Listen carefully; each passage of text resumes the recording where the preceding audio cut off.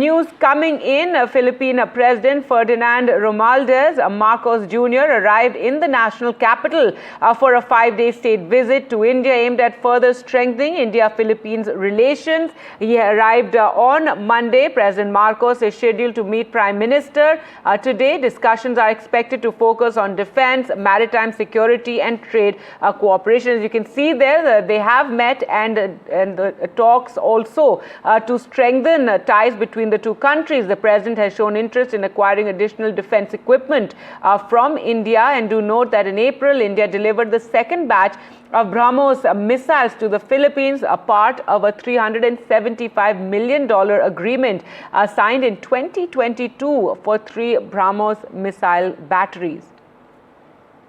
Let's go across to Gauri for more on this story. And Gauri, give us more details about the program today.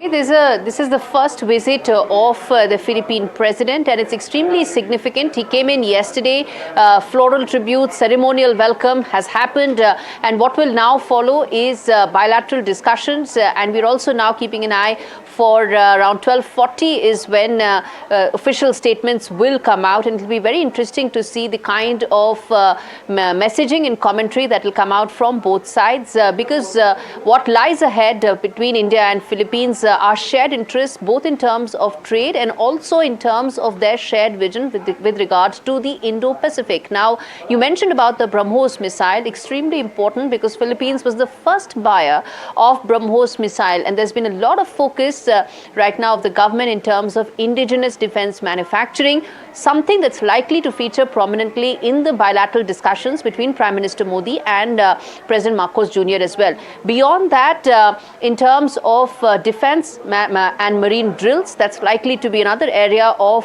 importance.